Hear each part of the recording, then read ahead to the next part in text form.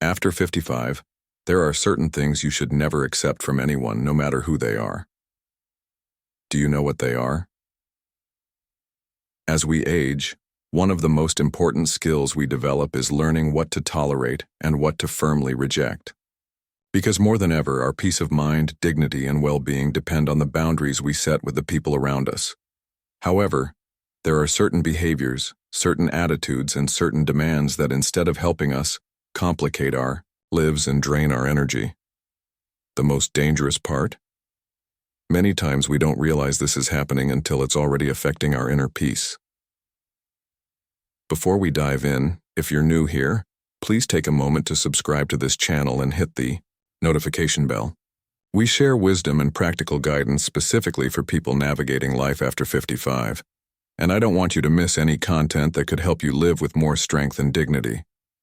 Today, I want to talk to you about 7 things you should never accept from anyone when you're between 55 and 75 years old. It doesn't matter how much you love these people or how justified their behavior might seem. Allowing these things into your life could rob you of the opportunity to enjoy this stage with the serenity, respect, and fulfillment you deserve.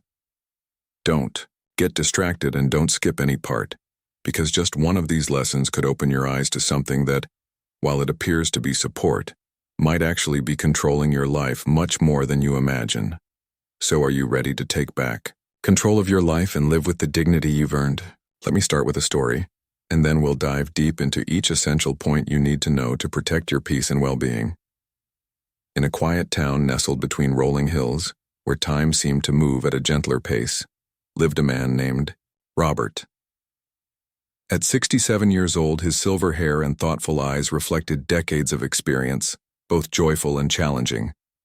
Robert was known in his community as someone who had lived a full life, raised a family, built a successful career, and now was enjoying what should have been his golden years.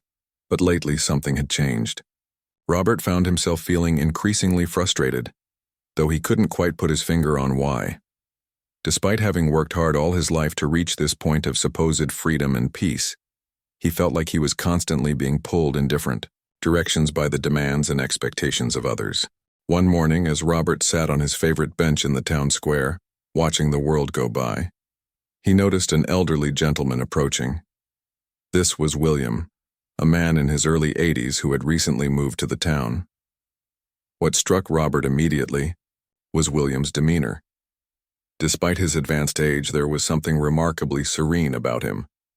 His posture was upright, his smile genuine, and his eyes held a clarity that seemed to come from deep inner peace. William asked if he could sit down, and Robert welcomed the company. They sat in comfortable silence for a few moments before William spoke. "You know," William said gently, "I couldn't help but notice that you seem to be carrying a heavy burden. I've been where you are, my friend." Robert was surprised by the directness, but something about William's tone made him feel safe to open up. "It's strange," Robert admitted. "I should be happier than I've ever been. I've worked hard all my life.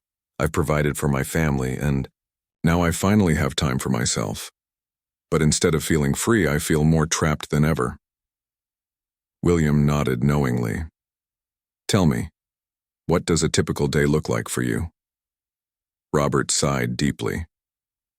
"Well, my daughter calls every morning expecting me to babysit my grandchildren on short notice. My son constantly asks for financial help with his latest business venture. My neighbors expect me to be available for every community project because I'm retired. My friends guilt me into social gatherings I don't enjoy anymore. And somehow, I've become the go-to person for everyone's problems and complaints." "And how does that make you feel?" William asked. "Exhausted, resentful, like I'm living everyone else's life except my own. But then I feel guilty for feeling that way. These are people I love and they need me." William was quiet for a moment, then spoke with the wisdom that comes only from experience. "Robert, I want to share something with you that took me many years to learn. There's a difference between being needed and being used.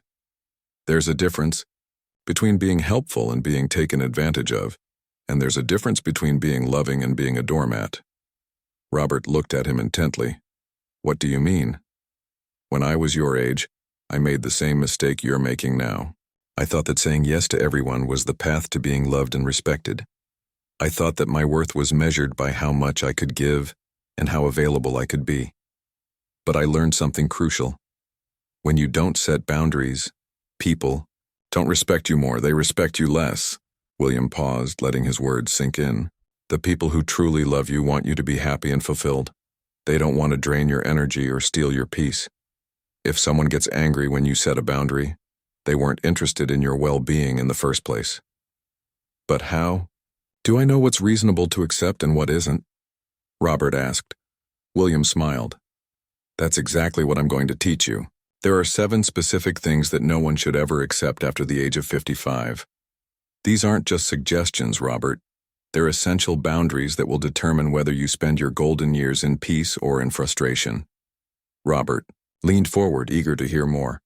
Are you ready to learn how to protect your peace and reclaim your life? Robert nodded without hesitation. Then let's begin.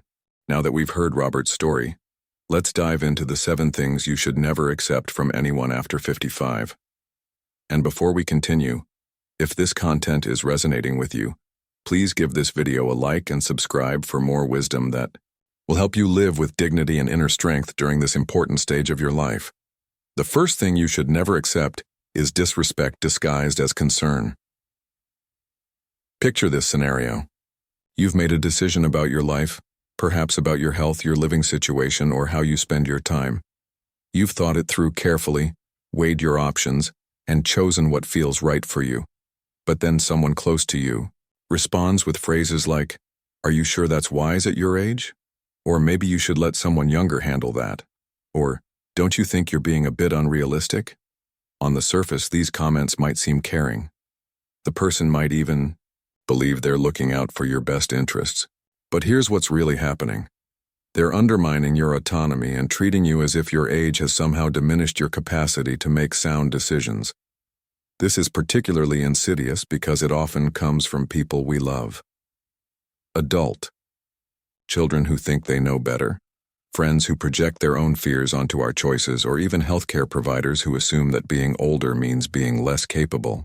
The problem isn't just the comment itself. It's the underlying assumption that your judgment is no longer reliable, simply because you've accumulated more years of life experience. Let me tell you about Margaret, a vibrant 62-year-old woman who decided to take a solo trip to Europe, something she had always dreamed of doing. When she shared her excitement with her family instead of celebration, she was met with a barrage of concerns. Isn't it dangerous for a woman your age to travel alone? What if something happens to you? Wouldn't it be better to wait until one of us can go with you? What started as excitement quickly turned into self-doubt. Margaret began questioning her own judgment. Maybe they were right. Maybe she was being foolish.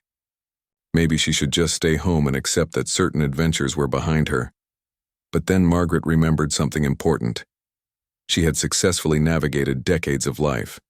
She had raised children, managed a career, overcome challenges, and made countless good decisions. Her age hadn't diminished her intelligence or her ability to assess risk. If anything, her experience had made her wiser and more capable of handling unexpected situations. Margaret took that trip to Europe. It was everything she had hoped for and more. She proved to herself and others that being 62 didn't mean being helpless or naive. It meant being experienced, resourceful, and fully capable of living life on her own terms. The Stoic philosopher Epictetus taught us that we cannot control what others say or think about us, but we can control how we respond. When someone disguises disrespect as concern, you have the power to reject that narrative. You don't have to defend your choices to people who have already decided you're not capable of making them. Here's what you can do when faced with disrespect disguised as concern. First, recognize it for what it is. True concern comes with respect for your autonomy. It sounds like, "I support whatever decision you make, but have you considered this aspect?" False concern sounds like, "You shouldn't do that because you're too old." Second, don't feel obligated to justify your choices to people who aren't genuinely interested in your well-being. A simple, "I appreciate your concern, but I'm confident in my decision," is sufficient. Third, Surround yourself with people who see your age as wisdom gained, not capability lost. These are the voices worth listening to. Remember, respecting yourself starts with demanding respect from others. You've earned the right to make your own choices, and anyone who truly cares about you will honor that right. The second thing you should never accept is emotional manipulation through guilt. As we get older, we often become targets for a particularly cruel form of manipulation that uses our love and sense of duty against us. This typically sounds like, "After everything I've done for you," or "You don't care about family anymore," or "I guess I'll just handle it myself even though I'm struggling." These phrases are designed to make you feel guilty for setting boundaries or prioritizing your own needs. The manipulator knows that at your stage of life, you've spent decades putting others first, and they're counting on that pattern to continue, even when it's no longer healthy for you. What makes this especially challenging is that it often comes from the people closest to us. Adult children who expect you to be endlessly available for babysitting, siblings who assume you'll always be the one to coordinate family events or care for aging parents because you're retired, friends who guilt you into activities you no longer enjoy because saying no would make you seem selfish. But here's the truth that took me years to understand. Guilt is only effective if you accept it. And accepting guilt for living your own life, for having boundaries, for saying no to unreasonable demands, is something you should never do after 55. Let me share the story of James, a 68-year-old retired teacher who found himself in exactly this situation. For years after his retirement, James had been the default caregiver for his 92-year-old mother. While he loved her dearly and wanted to help, the constant demands were overwhelming. Every phone call was a crisis. Every day brought new emergencies that apparently only he could handle. When James finally hired a professional caregiver to help a few days a week so he could have some time for himself, his mother's response was devastating. "I raised you, sacrificed everything for you, and now you're abandoning me to strangers. I never thought my own son would treat me this way." James felt crushed. The guilt was overwhelming. Maybe he was being selfish. Maybe he should cancel the caregiver and go back to being available 24/7. But then something happened that changed his perspective entirely. His neighbor, Patricia, who had watched James struggle for months, sat him down and said something that hit like a lightning bolt. "James, your mother raised you to be independent, capable and caring. She succeeded. You are all of those things. But she didn't raise you to be a servant. Taking care of yourself isn't betraying her. It's honoring the strong person she taught you to be." That conversation changed everything for James. He realized that true love doesn't demand total sacrifice. True love wants the other person to thrive. His mother's guilt trips weren't coming from love. They were coming from fear and a desire to control. James kept the caregiver and established clear boundaries about his availability. Initially, his mother continued her guilt campaigns, but something interesting happened. When James stopped responding to the guilt, she stopped using it. Their relationship actually improved because it was based on genuine connection rather than manipulation. The Stoic philosopher Seneca wrote, "Every new beginning comes from some other beginning's end." Sometimes the end of accepting guilt is the beginning of healthier relationships. Here's how to handle emotional manipulation through guilt. First, recognize that guilt is a feeling, not a fact. Just because someone says you should feel guilty doesn't mean you actually have anything to feel guilty about. Second, remember that explaining yourself to manipulators often backfires because they're not interested in understanding. They're interested in controlling. A simple, "I understand you're disappointed, but this decision is final," is often more effective than lengthy justifications. Third, practice what I call guilt immunity. Before making any decision, ask yourself, am I choosing this because it's right for me, or because I'm afraid of someone else's reaction? If it's the latter, you're making decisions based on fear rather than wisdom. Remember, the people who truly love you want you to be happy and healthy. They don't want to control you through guilt. Anyone who consistently uses guilt to manipulate your choices is more interested in their convenience than your well-being. The third thing you should never accept is being treated as a free resource simply because you're retired. There's a dangerous assumption that happens when people learn you're retired. They assume your time has no value because you're not being paid for it. Suddenly, you become the go-to person for every favor, every inconvenient task, every time-consuming project that working people don't want to deal with. Since you're not working, could you pick up my dry cleaning? You have all day, so could you wait for the repairman at my house? Could you drive me to the airport? I know it's a 3-hour round trip, but you're retired, so you have the time. The problem with these requests isn't that people need help. The problem is the underlying assumption that because you're not earning a paycheck, your time is somehow less valuable than theirs. This attitude completely dismisses the fact that you've worked for decades to earn the right to choose how you spend your time. Your retirement isn't society's convenience store. It's the reward for a lifetime of hard work, and you have every right to protect it. Let me tell you about Dorothy, a 61-year-old former nurse who retired after 40 years of caring for others. Dorothy looked forward to finally having time for herself, perhaps taking up gardening, reading those books she'd always meant to read, maybe even learning to paint. But retirement didn't bring the peace she expected. Instead, it brought an endless stream of requests. Her working children expected her to provide free childcare at a moment's notice. Her neighbors assumed she was available for every community project. Her church expected her to volunteer for every event because she had all that free time. Within 6 months of retirement, Dorothy found herself busier than she'd been when she was working, but now she wasn't even getting paid for it. Worse yet, when she occasionally said no, people acted as if she was being unreasonable. "What else do you have to do?" they'd ask, as if her desire to actually enjoy her retirement was somehow selfish. The turning point came when Dorothy's daughter called on a Friday evening asking her to babysit all weekend because she'd planned a last-minute romantic getaway with her husband. When Dorothy explained that she already had plans to visit a museum she'd been wanting to see for months, her daughter's response was telling. "Mom, you can go to a museum anytime. We really need this weekend away." That phrase, "you can go to a museum anytime," crystallized everything for Dorothy. In her daughter's mind, Dorothy's plans weren't real plans because they weren't work obligations or family duties.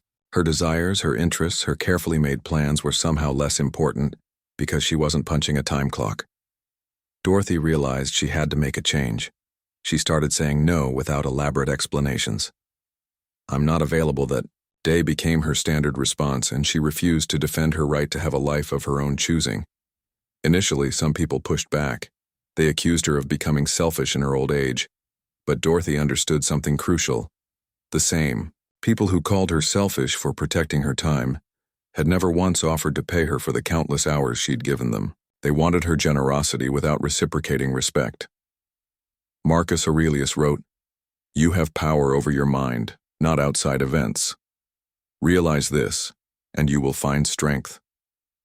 Dorothy found her strength in realizing that she didn't need anyone's permission to value her own time. The change in Dorothy's life was remarkable.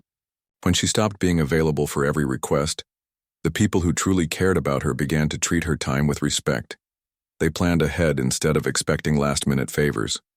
They offered to reciprocate instead of just taking.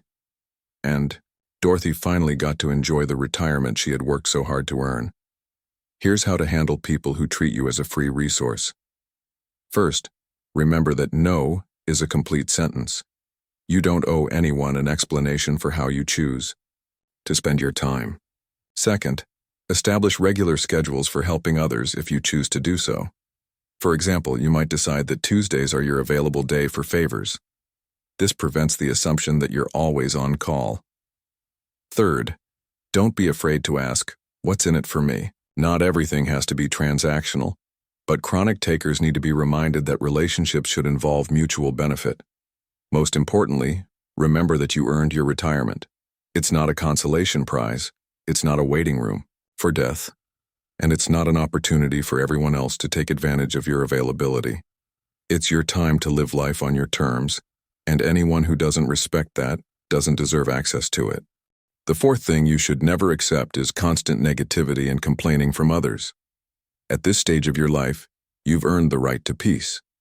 You've dealt with enough stress, overcome enough challenges, and solved enough problems. The last thing you need is someone else's constant stream of complaints, negativity, and toxic energy, dragging you down day after day.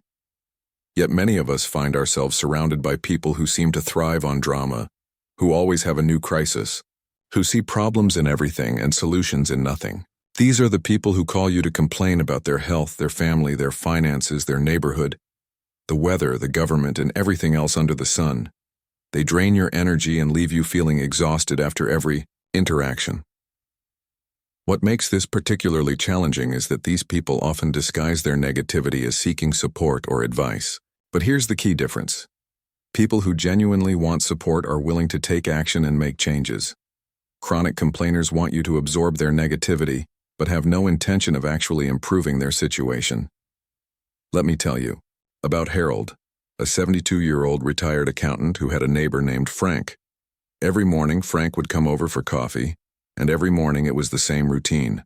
Frank would complain about his aches and pains, his ungrateful children, his financial worries, the state of the world, and anything else that crossed his mind.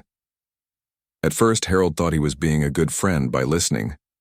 After all, everyone needs someone to talk to, right? But as months went by, Harold noticed something troubling. The conversations were completely one-sided.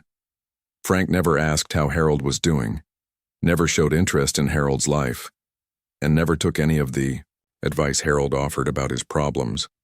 More concerning was how these daily sessions were affecting Harold's mood. He started each day feeling optimistic and energetic, but after an hour with Frank, he felt drained and pessimistic. Frank's negativity was becoming Harold's negativity, and Harold's peaceful retirement was being poisoned by someone else's toxic outlook. The breaking point came when Harold's wife pointed out that he had started complaining about things that had never bothered him before. He was adopting Frank's negative patterns without even realizing it. Harold understood that he had to make a change. Harold started setting boundaries with Frank. When Frank began his daily complaint session, Harold would redirect the conversation or politely excuse himself. "I'm sorry to hear you're having a tough time, Frank, but I try to keep my mornings positive. Maybe we can talk about something more uplifting." Frank's response was telling. Instead of respecting Harold's boundary, he accused Harold of not caring about their friendship. He said Harold was being selfish and unsupportive. This confirmed what Harold had suspected. Frank wasn't interested in friendship. He was interested in having an audience for his negativity. Harold learned to limit his interactions with Frank and began spending more time with people who brought positivity and joy into his life. The change was immediate and dramatic. His mood improved, his energy returned, and he remembered why he had been looking forward to retirement in the first place. The Stoic philosopher Epictetus taught that we become what we repeatedly expose ourselves to. If you constantly expose yourself to negativity, you will become negative. If you surround yourself with positivity, you will maintain your positive outlook. This doesn't mean you should abandon friends who are going through difficult times. There's a difference between someone who needs temporary support during a crisis and someone who has made negativity their permanent way of being. True friends will respect your need for positivity, especially at this stage of your life. Here's how to handle chronic negativity from others. First, limit your exposure. You don't have to be available for every complaint session. It's perfectly acceptable to say, "I can see you're upset, but I'm not in the right headspace to discuss problems right now." Second, refuse to be a dumping ground for toxic emotions. When someone starts complaining, try redirecting the conversation. "That sounds challenging. What are you planning to do about it?" This puts the focus on solutions rather than problems. Third, protect your energy by consciously choosing to spend more time with positive people. Seek out friends who inspire you, who share good news, who approach life with gratitude and optimism. Remember, at your age, every day is precious. Don't let someone else's negativity steal the joy from days you can never get back. You have the right to surround yourself with people who lift you up, not drag you down. Your peace of mind is not a sacrifice you should make for anyone else's emotional convenience. The fifth thing you should never accept is being excluded from decisions that affect your life. One of the most frustrating experiences of getting older is when family members or others start making decisions about your life without consulting you. They might mean well, but the message is clear. They don't think you're capable of making good choices anymore simply because you've reached a certain age. This might show up as adult children who decide where you should live without asking your opinion. Healthcare providers who talk to your family about your treatment instead of talking to you directly. Financial advisors who assume your adult children should be involved in every decision. Or family members who plan gatherings and events around you without considering whether you actually want to participate. The assumption behind this behavior is that aging automatically equals diminished capacity, which is not only wrong, but deeply disrespectful.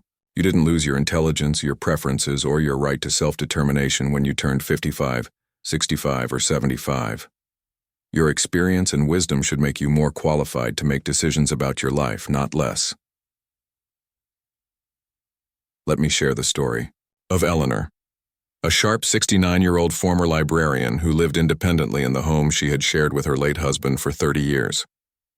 Eleanor was healthy, mentally alert, and perfectly capable of managing her affairs. But her 3 adult children had other ideas. Without consulting Eleanor, they began researching assisted living facilities. They had family meetings to discuss the Eleanor situation, as if she were a problem to be solved rather than their mother who deserved respect and input. They even went so far as to schedule tours of facilities and discuss financial arrangements, all while Eleanor was kept in the dark. Eleanor only discovered their plans when she overheard a phone conversation between 2 of her children. The betrayal, she felt, was overwhelming. These were the people she had raised, loved, and supported throughout their lives, and they were planning to uproot her entire existence without even asking what she wanted. When Eleanor confronted her children about their secret planning, their response was patronizing. "We're just looking out for you, Mom. You're getting older and we worry about you living alone. We think it would be better for everyone if you were somewhere with more support." What her children failed to understand was that Eleanor wasn't opposed to discussing her future living arrangements. She was opposed to being excluded from the conversation about her own life. She wanted to be involved in the decision-making process, not presented with a fait accompli. Eleanor stood her ground. She made it clear that any decisions about her life would include her input, or they wouldn't happen at all. She was willing to discuss options, to consider alternatives, and even to make changes if they made sense. But she would not be treated like a child who couldn't handle adult conversations about her own future. Initially, her children pushed back. They accused her of being stubborn and unreasonable. But Eleanor understood something they didn't. The moment you allow others to make decisions about your life without your input, you stop being the author of your own story. The situation improved when Eleanor's youngest daughter finally understood her mother's perspective. She helped her siblings see that their mother wasn't refusing help, she was demanding respect. The family began having open conversations about Eleanor's needs and preferences, and together they developed a plan that honored Eleanor's independence while also addressing her children's concerns. Marcus Aurelius wrote, "Confine yourself to the present." Eleanor realized that her present was still hers to control, and she had every right to shape her future according to her own values and desires. This experience taught Eleanor's family an important lesson. Including someone in decisions about their life isn't just respectful, it often leads to better outcomes. Eleanor's insights about her own needs, preferences, and capabilities were invaluable in creating a plan that actually worked for everyone. Here's how to handle being excluded from decisions that affect your life. First, make your expectations clear early and often. Let family members and healthcare providers know that you expect to be included in any conversations about your life, health, or future. Second, don't accept "we're just looking out for you" as an excuse for exclusion. Respond with something like, "I appreciate your concern, but looking out for me means including me in decisions about my life, not making them without me." Third, assert your competence confidently. If someone questions your ability to make decisions, ask them to be specific about their concerns. Often you'll find that their worries are based on assumptions rather than evidence. Remember, being older doesn't mean being powerless. Your life experience is an asset, not a liability. You have the right to be involved in every decision that affects your life, and anyone who truly respects you will honor that right. Don't let anyone reduce you to a passive recipient of other people's choices about your own existence. The sixth thing you should never accept is financial exploitation or pressure. At this stage of life, your financial security isn't just about money. It's about your independence, your dignity, and your peace of mind. Yet older adults are often targeted for financial exploitation, not just by strangers, but by the people closest to them. Family members who expect loans they have no intention of repaying. Adult children who feel entitled to their inheritance while you're still alive. So-called friends who always have a financial emergency when you're around. The pressure can be subtle or overt, but it's always manipulative. You can't take it with you. Family should help family. You've lived your life. Now it's our turn. These phrases are designed to make you feel guilty for protecting your own financial interests. But here's what they don't tell you. Your financial security in your later years isn't just about having money, it's about having choices. Money gives you the freedom to live where you want, get the health care you need, and maintain your independence for as long as possible. When others pressure you to part with your money prematurely, they're not just taking your wealth, they're taking your future options. Let me tell you about George, a 71-year-old widower who had worked as a mechanic for 45 years and saved diligently for retirement. George wasn't wealthy, but he had enough to live comfortably and maintain his independence. His financial security gave him peace of mind during a time when he was still grieving the loss of his wife. George's peace was shattered when his eldest son, Michael, approached him with a business opportunity. Michael had always been the entrepreneur of the family, constantly starting new ventures that never quite succeeded. This time, he claimed he had found the perfect investment opportunity, but he needed $50,000 to get started. "Dad, this is a sure thing," Michael insisted. "I'll pay you back with interest within 2 years. Think of it as an investment in the family's future." George's instincts told him to be cautious. Michael's track record with money wasn't good, and $50,000 represented a significant portion of George's savings. But Michael was persistent and he knew exactly which buttons to push. "Mom always believed in me," Michael said, invoking his recently deceased wife. "She would want you to help me succeed. Don't you want to see your son achieve his dreams?" These emotional manipulation was effective. George found himself questioning his own judgment. Maybe he was being too conservative. Maybe he should take a chance on his son. Maybe refusing would make him seem like a selfish father who didn't support his children. Against his better judgment, George lent Michael the money. Within 6 months, it was clear that the business venture was failing. Within a year, it was gone completely, and so was George's $50,000. When George asked about repayment, Michael's response was devastating. "I never guaranteed anything, Dad. You knew it was a risk." The financial loss was painful, but the emotional betrayal was worse. George realized that Michael had never seen the money as a loan to be repaid. He had seen it as an early inheritance that he was entitled to receive. The respect George had expected as a father and the financial security he had worked decades to build had both been sacrificed to his son's sense of entitlement. George's story illustrates a crucial point. When family members pressure you for money, they're often more interested in your resources than your relationship. True family members who need financial help will approach you with respect, present clear plans for repayment, and accept no for an answer without guilt or manipulation. The Stoic philosopher Seneca wrote, "It is not the man who has too little, but the man who craves more who is poor." George learned that Michael's poverty wasn't financial, it was spiritual. No amount of money would ever be enough for someone who felt entitled to other people's resources. After this experience, George established clear boundaries around his finances. He made it known that he would no longer make loans to family members, but he might consider gifts for truly important needs like medical emergencies or education. The key difference was that gifts came without the expectation of repayment, and without the resentment that builds when loans aren't honored.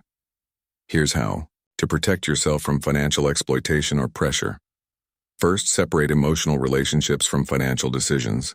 Just because you love someone doesn't mean you should fund their poor choices or unrealistic dreams. Second, if you do choose to help financially, never lend money you can't afford to lose. Consider any financial help to family or friends as a gift and be pleasantly surprised if it's ever repaid. Third, don't let anyone rush you into financial decisions. Legitimate opportunities can wait for you to think them over. High-pressure tactics are usually a sign that someone is trying to take advantage of you. Most importantly, remember that saying no to financial requests isn't selfish, it's self-preservation. Your financial security represents decades of hard work and sacrifice. You have every right to protect it, and anyone who truly cares about you will respect that protection. Your money is your security, your independence, and your peace of mind. Don't let anyone guilt you into compromising any of those things, no matter how much you love them or how convincing their arguments might be. The seventh and final thing you should never accept is the assumption that your dreams and goals are no longer valid. Society has a cruel habit of treating older adults as if their aspirations expired along with their youth. People act as if reaching 55, 65, or 75 means you should stop dreaming, stop planning, stop wanting to grow and achieve new things. They assume you should be content with what you've already accomplished and quietly fade into the background of life. This attitude shows up in comments like, "Aren't you a little old for that?" Or "Maybe you should focus on more realistic goals at your age." Or, "Wouldn't your time be better spent on something more appropriate for someone your age?" These statements aren't just dismissive, they're insulting. They suggest that your age somehow disqualifies you from pursuing what brings you joy and fulfillment. But here's the truth. Your dreams don't have expiration dates. Your capacity for growth, learning, and achievement doesn't automatically diminish because you've lived more years.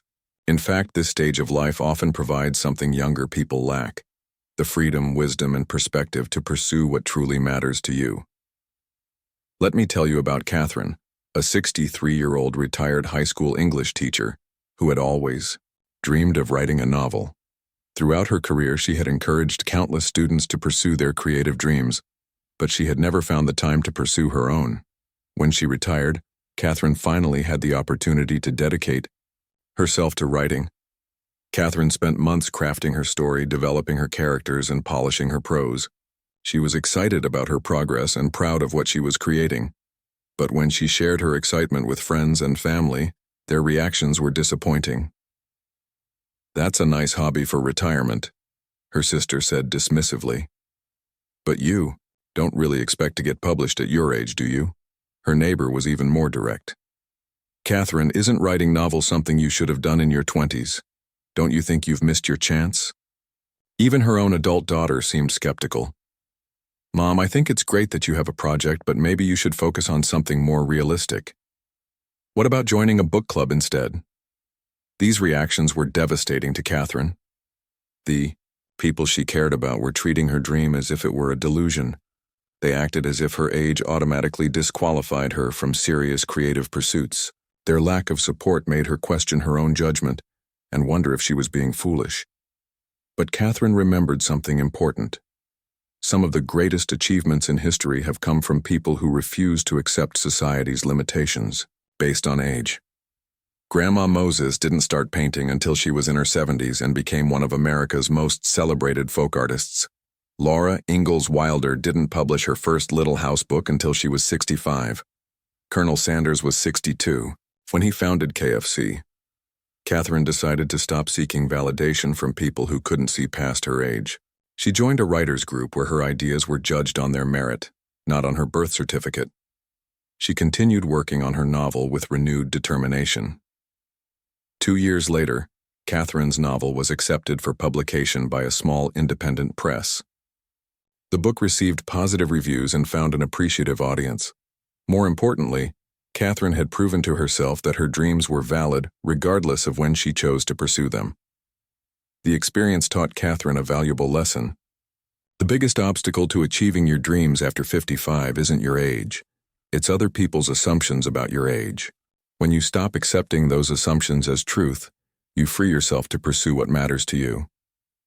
Seneca, the great Stoic philosopher, wrote, "It is never too late to learn what is always necessary to know." This applies not just to learning, but to creating, achieving, and becoming. Your life experiences haven't diminished your potential, they've enriched it. Here's how to handle people who dismiss your dreams because of your age. First, stop seeking permission to pursue what fulfills you. Your dreams don't require anyone else's approval or understanding.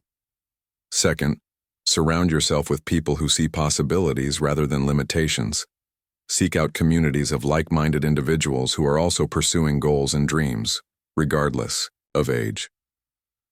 Third, remember that failure at any age is better than regret. Even if you don't achieve everything you set out to do, the process of pursuing your dreams will enrich your life in ways that sitting on the sidelines never could. Most importantly, reject the narrative that this stage of life is about winding down. This can be a time of new beginnings, fresh adventures, and unprecedented achievements. You have knowledge, experience, and perspective that you didn't have when you were younger. Use those advantages to pursue what matters to you. Your dreams are not too late. You are not too old. And your goals are not invalid. Anyone who suggests otherwise is revealing more about their own limitations than yours.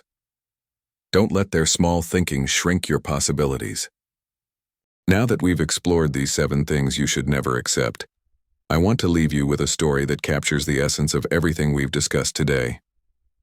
In a quiet mountain village, there lived an old oak tree that had stood for over a century.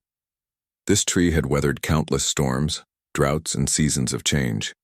Its roots ran deep, its trunk was strong, and its branches reached confidently toward the sky. One day, a young sapling that had recently been planted nearby looked up at the old oak and said, "Tell me, wise oak, how have you survived for so long? How have you remained so strong when so many other trees have fallen?" The old oak rustled its leaves thoughtfully before responding. "When I was young, like you, I tried to please everyone. I bent whichever way the wind blew, thinking that flexibility meant acceptance. I allowed birds to build too many nests, weighing down my branches. I let vines wrap around my trunk, thinking their embrace was friendship. I even allowed people to carve their initials into my bark, believing that their marks were signs of love." The sapling listened intently as the oak continued. But as the years passed, I learned something crucial. True strength doesn't come from accommodating everyone else's needs at the expense of your own well-being. It comes from knowing your worth, setting firm boundaries, and standing tall in your own truth. "What changed?" the sapling asked. The old oak's voice grew stronger. "I learned to say no to the birds that wanted to overcrowd my branches. I refused to let new vines choke my growth. I stopped people from carving into my bark. I realized that those who truly appreciated me would respect my boundaries, while those who only wanted to use me would move on to find an easier target." "But weren't you afraid of being alone?" the sapling worried. The oak laughed, a sound like wind through leaves. "That's the beautiful irony, young one. When I started respecting myself, others began to respect me too. The birds that stayed built their nests carefully, without damaging my branches. People sat in my shade with gratitude rather than taking it for granted. I attracted quality relationships instead of quantity demands.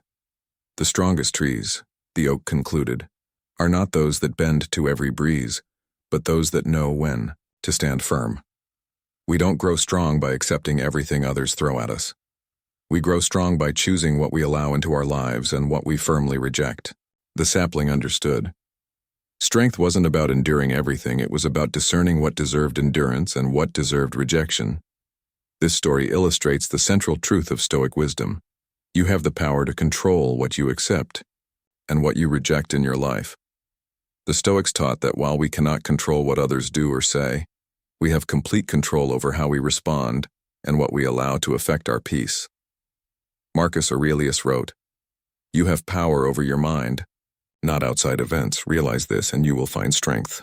This strength comes not from accepting everything that comes your way, but from being selective about what deserves your attention, your energy, and your acceptance.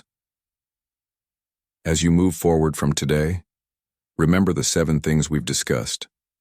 Never accept disrespect disguised as concern. Reject emotional manipulation through guilt.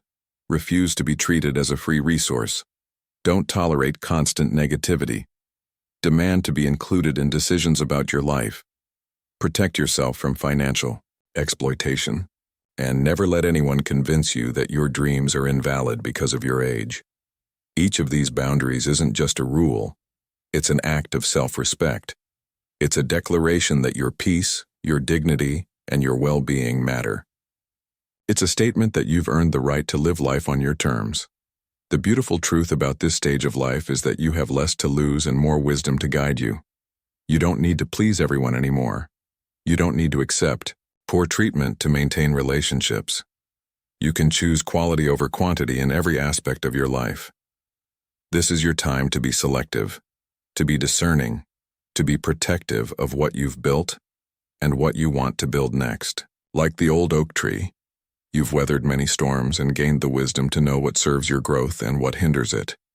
If this message has resonated with you, please give this video a like and subscribe to this channel for more wisdom that will help you live with dignity and strength during this important stage of your life. Each video is designed to help you navigate the challenges and embrace the opportunities that come with age and experience. And if you've made it this far, I want you to leave a comment with the phrase, "I choose respect over acceptance," and tell me which of these 7 points resonated most strongly with you. Let me know where you're watching from around the world. I love hearing from viewers who are committed to living with intention and strength. Remember, acceptance isn't always a virtue. Sometimes the most courageous thing you can do is reject what doesn't serve you and stand firm in your worth. You've earned the right to be selective about what you allow into your life. Don't forget to share this video with someone who might need to hear this message. Sometimes a single insight can change how someone approaches their relationships and their boundaries. This is your time. These are your years. Live them with intention, protect them with wisdom, and never apologize for choosing respect over convenience. I'll see you in the next video, where we'll continue exploring how to live with strength and purpose after 55. Until then, stand tall like that old oak tree, and remember that your worth is non-negotiable.